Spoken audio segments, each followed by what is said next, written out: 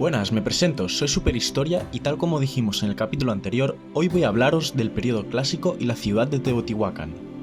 En términos generales, el periodo clásico ocupa el primer milenio de nuestra era, aunque existen diferencias locales y regionales.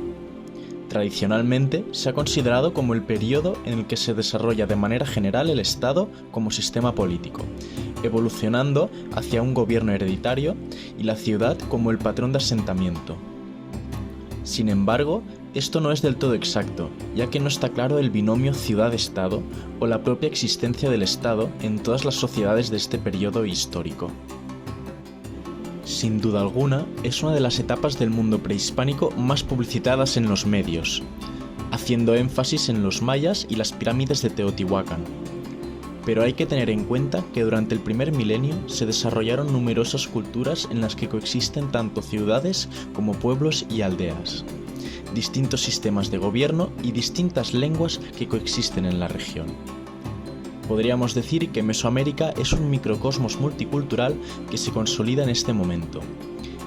Y si el clásico se define por algo, es por la consolidación de numerosos modelos socioculturales definidos en el preclásico. La arqueología y la epigrafía han desmontado el mito de las sociedades pacíficas gobernadas por sacerdotes dedicados a cuestiones religiosas y cosmológicas. El conflicto y la guerra, así como las relaciones diplomáticas y comerciales, eran una constante en todo el territorio mesoamericano. El colapso de este modelo marca el final del periodo clásico. Aquí nos encontraremos, entre otras muchas culturas, la ciudad de Teotihuacán, los mayas y los zapotecos. Empezamos por Teotihuacán, una ciudad situada en el noreste de la Cuenca de México, en un pequeño valle. Esta será la cultura que liderará la política, la economía y la religión en toda la Cuenca de México. Se trata de un yacimiento clave para comprender el desarrollo de gran parte de Mesoamérica desde el cambio de era hasta el 550 o 650 después de Cristo. Estudiar Teotihuacán es estudiar el fenómeno urbano en toda su complejidad. En el momento de su auge, Teotihuacán es un conjunto urbano de 22 kilómetros cuadrados, bien organizado, con grandes estructuras monumentales, templos, edificios administrativos, viviendas, talleres, plazas y calles que se van conformando en barrios. Algunos de ellos especializados en actividades de trabajo como por ejemplo de obsidiana, piedra y concha. Como las ciudades actuales, Teotihuacán desarrollará infraestructuras de servicios como la gestión del agua. La ciudad es recorrida por drenajes que abastecen y drenan las aguas procedentes de las lluvias. También se excavan pozos de agua y se llega a modificar arroyos, como es el caso del denominado Río San Juan, que atraviesa la parte central de la ciudad. Se trata de una ciudad ex novo, o al menos hasta la fecha no se ha encontrado un asentamiento anterior. Tampoco es el caso de una ciudad abandonada. Desde su origen hasta la actualidad, Teotihuacán es visible. Después de su colapso en el 550 después de Cristo, a la ciudad llegarán nuevos agentes culturales que usarán y reinventarán la ciudad.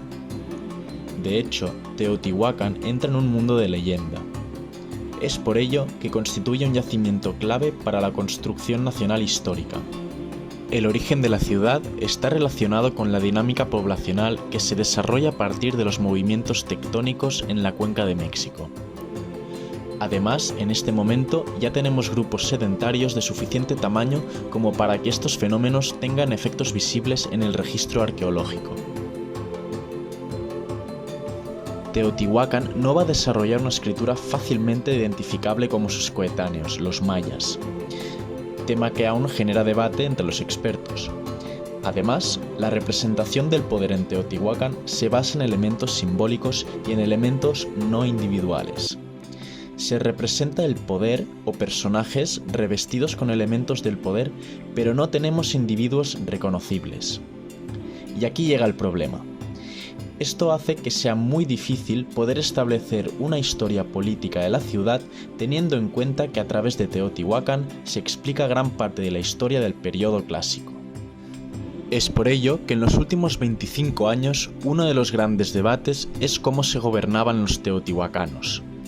Existen dos grandes propuestas, un gobierno dinástico, formado por un linaje primordial, o un gobierno compartido, formado por un gobierno de élites para la gestión de la ciudad. Hacia el año 300, la ciudad sufrirá una gran reorganización derivada de una crisis política que supondrá un cambio en el poder interno de la ciudad. Esta se urbanizará y se generarán grandes barrios articulados alrededor de los conjuntos de 3 templos con funcionalidades religiosas, políticas y económicas muy concretas. También se identifican barrios étnicos, templos y viviendas ocupadas de manera permanente por inmigrantes procedentes del occidente, costa del Golfo y de la zona de Oaxaca. En cuanto a la sociedad de Teotihuacán, no tenemos evidencias de guerras, pero sí de conflictos. La violencia social se manifiesta con la existencia de sacrificios humanos a gran escala, como el del Templo de la Serpiente Emplumada. Los teotihuacanos influyeron en las guerras entre ciudades mayas, participando en los conflictos de manera decisiva. En otros casos, como en la lápida de Bazán, tenemos por escrito una relación diplomática entre ciudades o linajes.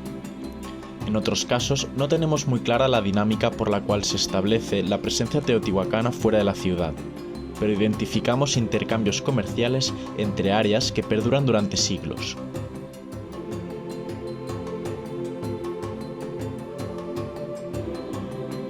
El colapso de la ciudad en el 550 marcará el fin de esta cultura y del período clásico en el altiplano central, pero no en el resto de Mesoamérica. Después del colapso de Teotihuacán se da un periodo de reorganización de todo el altiplano central. Teotihuacán empezará un proceso de ruralización y pérdida del liderazgo político, económico y cultural.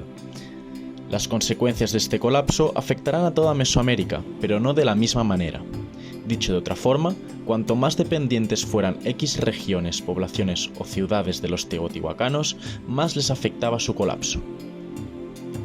Es por ello que en otras zonas de Mesoamérica no se puede hablar de epiclásico, sino de una secuencia. En la zona maya, clásico, clásico final, clásico terminal y posclásico. O en el norte de Mesoamérica, clásico y posclásico. Para ir terminando, en el altiplano central se empieza a determinar una mayor exposición pública de lo militar y representaciones claras de guerra y conflicto. También se detecta una mayor especialización de los edificios, dejando ya muy claro, arquitectónicamente, la separación entre lo político y lo religioso. Por ejemplo, vemos una clara diferenciación entre un templo y un palacio. También se observa una mayor estructuración en el ámbito de las creencias.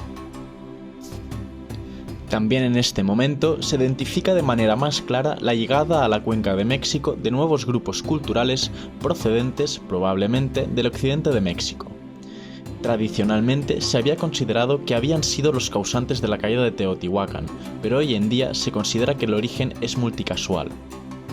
Bien, hasta aquí el vídeo de hoy, espero os haya gustado y nos vemos en el siguiente capítulo dedicado a los mayas y a los zapotecos, las dos culturas con las que terminaremos el periodo clásico.